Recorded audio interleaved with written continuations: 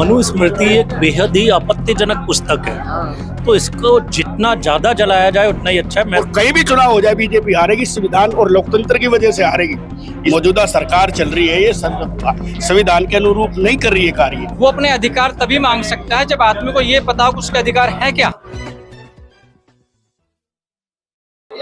दोस्तों नमस्कार, मैं विकास, आप देख रहे हैं टीवी इंडिया और इस समय मैं आंध्र एसोसिएशन भवन में हूँ। संयुक्त मोर्चे की एक बड़ी मीटिंग हुई है और तमाम साथी यहाँ पर जो कर्मठ तमाम लोग हैं जिन्होंने वर्तमान सरकार के 400 पार का लक्ष्य जो है वो पूरा नहीं होने दिया है, इसमें तमाम लोग हैं संयुक्त मोर्चे के इस समय मेरे साथ मौजूद हैं और उनसे जानने की कोशिश करेंगे कि आगे आने वाली क्या प्लानिंग है। क्योंकि दिल्ली में अभी नवंबर के बाद या दिसंबर के बाद इलेक्शन की घोषणा हो सकती है, तो एक बड़ा यहाँ पर निर्णय लिया गया है। ऐसे में मनोज भवन जी हैं, क्या कहेंगे सर, क्या अभी पूरा मामला है संयुक्त मोर्चे का अब आने वाले समय को लेकर? अभी संयुक्त मोर्चा का मेन जो टारगेट है वो है संविधान दिवस मनाना, जो हम तालकटोरा स्टेडियम में करने जा रहे हैं 24 नवंबर को, संडे के दिन, जिसमें तकरीबन 5000 के करीब हम लोगों को इकट्ठा करना चाह रहे हैं उस पर।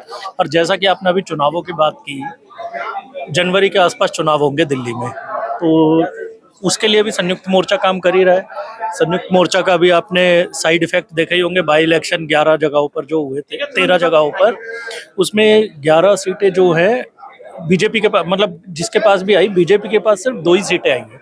तो उसके साइड इफेक्ट आपने देख ही लिए। संयुक्त मोर्चा जिस हिसाब से काम कर रहा है, तो हमारा मकसद सिर्फ एक ही है कि संविधान विरोधी और गणतंत्र विरोधी ऐसी सरकारों को हमें दूर रखना है। क्या कहेंगे, अभी जो 500 बस्तियों का टारगेट लिया आप लोगों ने, कैसे पहुंचेंगे सर वहाँ?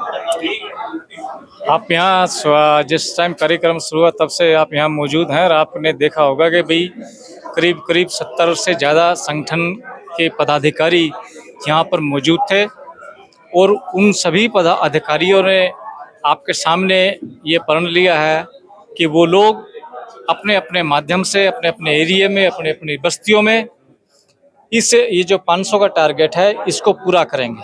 मैं सोचता हूँ शायद 500 इतने लोगों के सामने, 100 लोगों के सामने 500 का टारगेट कोई बहुत बड़ा टारगेट नहीं है।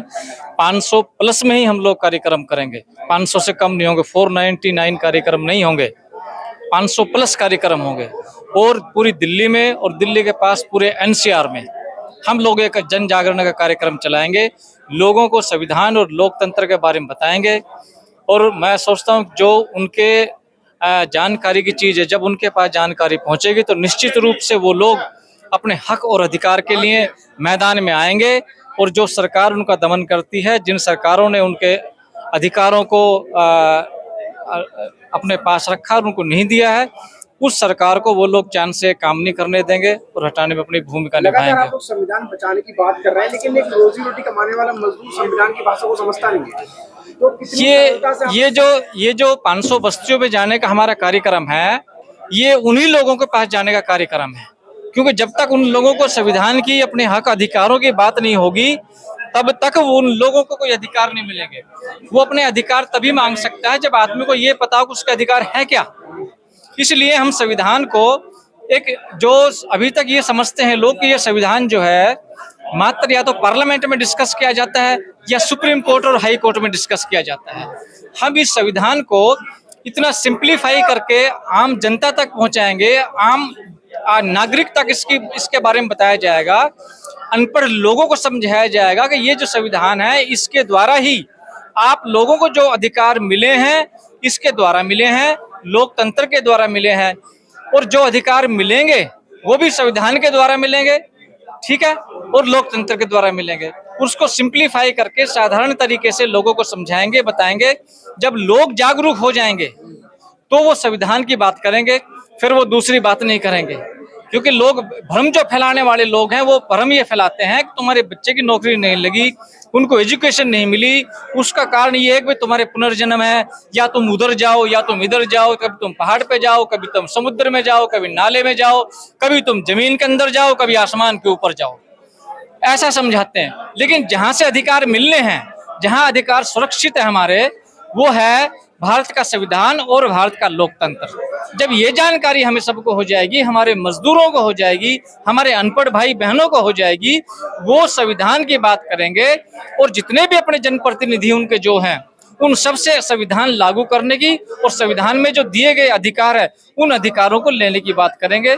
तो मेरा मानना है कि ये उनकी भी बात पूरी होगी, उनका काम भी पूरा होगा, उनको निश्चित रूप से अधिकार मिलेगा, तो उनकी जो गरीबी है वो भी दूर है। क्या कहेंगे मनोज जी, अभी क्या वर्तमान सरकार जो वर्तमान सरकार है दिल्ली में, क्या वो संविधान को नहीं मान रही है? वो मानती ही नहीं है। अगर वो मानती होती तो हमें इतने प्रदर्शन क्यों करने पड़ते, हमें जगह जगह मीटिंगें क्यों करनी पड़ती, संयुक्त मोर्चा बनता ही क्यों फिर, अगर वो संविधान को मानती होती। अगर वो संविधान को नहीं मानती, वो लोकतंत्र को नहीं मानती, इसीलिए ये संयुक्त मोर्चा बना है और ये निरंतर अपने कार्यक्रम कर रहा है और ये करता रहेगा। क्या कहना चाहेंगे सर? संयुक्त मोर्चे के आप भी एक कार्यकर्ता हैं, किस तरीके से पूरा मामला बना पाएंगे? वक्त बहुत कम है। देखो, माहौल तो बन रहा है और उसका जीता जाता उदाहरण आपने पिछले चुनाव में देख लिया है। आप इससे अंदाजा लगा दीजिए कि जिस विषय पे ये बहुत लंबे समय से राजनीति कर रहे थे, उस मतलब देश की जनता ने उनको वहीं से पटकनी दे दी, ठीक है, वहीं से इनकी सीट नहीं निकलने दी है।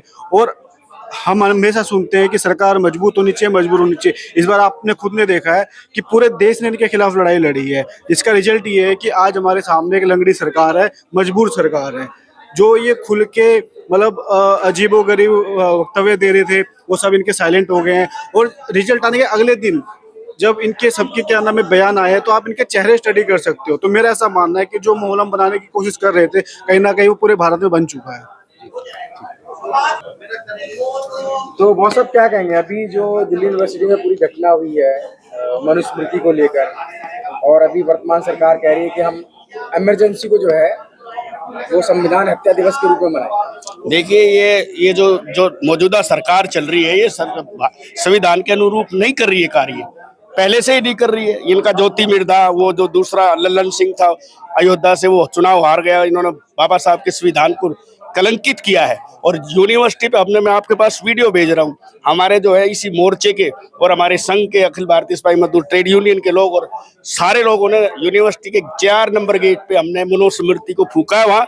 और ये तरह तरह की बातें कर रहे हैं, वहाँ से बाबा साहब की फोटो हटा दी। बाबा साहब, इनकी मानसिकता ठीक नहीं है मौजूदा सरकार की, हत्या के रूप में मनाएंगे। 60 साल पुरानी बातें करते हैं। पंडित जवाहरलाल नेहरू की डेथ वही 60 साल हो गई, ये कहते नेहरू ये था वो था। ये कोई भी सरकार आएगी, जो संयुक्त मोर्चा है ना, ये रेगुलर काम करेगा। सरकार हम हाईलाइट करेंगे हमारे जितने सोशलिस्ट, सामाजिक, राजनीतिक, शैक्षणिक, और आप कह रहे थे वेलफेयर की बात, स्पेशल कंपोनेंट प्लान का जो पैसा है वो हमारे जो है बहुजन के लिए, शेड्यूल्ड कास्ट के लिए गवर्नमेंट ने पैसा नहीं मिल रहा लोगों को। नहीं मिल रहा ना, ये आप सही कह रहे हैं, हम इसी पे काम कर रहे हैं। ये नहीं कि ये लोग अब जो संविधान को लेके घूम रहे हैं लोग, और आप जो प्रधानमंत्री संविधान को सर पे रख रहा है, चूम रहा है, उससे पहले उसको याद नहीं आई। हमने होम मिनिस्टर को और प्रधानमंत्री को लिखा कि आपके 5 पार्लियामेंट के मेंबर ये कह रहे हैं कि भाई हम संविधान बदल देंगे, हम संविधान फाड़ देंगे। उनकी इतनी ताकत नहीं है। आने वाले समय में इनको अब उल्टी गिनती शुरू हो गई है। अभी मनोज जी कह रहे थे 11 जगह चुनाव हो या 10 जगह बीजेपी हार गई, और कहीं भी चुनाव हो जाए बीजेपी हारेगी, संविधान और लोकतंत्र की वजह से हारेगी। इसलिए जो वेलफेयर की एक्टिविटी है, जो बाबा साहब के संविधान में लिखी है एक्टिविटी है, संविधान के अनुरूप ये कार्य नहीं कर रहे हैं। हम ये चाहते हैं कि जो संविधान में लिखा है, कोई भी सरकार आए वो संविधान के तहत काम करे और लोकतंत्र के फेवर में और देश हित के फेवर में काम करे। और नहीं तो हम संयुक्त मोर्चे के सारे लोग हाईलाइट करेंगे, सड़कों पे आंदोलन होगा। लोग कह रहे हैं आप लोग राजनीति कर रहे हैं संयुक्त मोर्चे के माध्यम से। हम जो है राजनीति नहीं कर रहे, हम अपने समाज को जगा रहे हैं, घर घर जा रहे हैं, अवेयरनेस फैला रहे, डिवोट कर रहे हैं, उनको बता रहे। लेकिन सर आप 400 पार तो आप लोगों ने होने नहीं दिया सरकार को, और दलितों को उत्पीड़न तो लगातार होता जा रहा है ना। देखिए, अत्याचार हो रहा है, तो वो तो अब की बार मोदी जो है, इसकी 150 सीट भी नहीं थी। ये हेरा फेरी से जो है चुनाव को जीते हैं। 400 पार हमने इनको होने दिया। हमने बोला था कि आपकी बार तुम ये इन्होंने ये कहा था कि अब की बार 400 पार हम संविधान को बदल देंगे, तो हमने उसको बता दिया था कि तेरी सीट नहीं आएंगी, 240 पे रुक गया, 6 महीने के बाद गिर सकता है। ये भी आपको बता रहा हूँ, ये जो बैसाखियों की सरकार है, ये सरकार सर 400 पार नहीं होगा, लेकिन दलित उत्पीड़न तो हो रहा है पूरे देश में। दलित उत्पीड़न का मतलब आप समझते हो? 16 सीटों पे जाटो समाज के लोग, 20% दलित हैं और 20 में से 10 वाल्मीकि और 10 जाटो समाज के लोग हैं। उन्होंने जो है 16 सीटों पे मायावती के जो वोटर थे जाटो समाज के लोग, उन्होंने अगर संविधान को लेके चलते, बाबा साहब को लेके चलते, उन्होंने गद्दारी की। अब रामविलास पासवान का बेटा हनुमान दिखा रहा है, वो प्रधानमंत्री को हनुमान दिखाते। ऐसे लोगों ने जो है गद्दारी कर रखी है। वो जो है बाबा साहब के संविधान के आके चुनाव जीतते हैं, रिजर्वेशन पे चुनाव जीतते हैं और वो गद्दारी करते हैं। ऐसे लोगों ने जो है, ये हम उनका बहिष्कार करते हैं।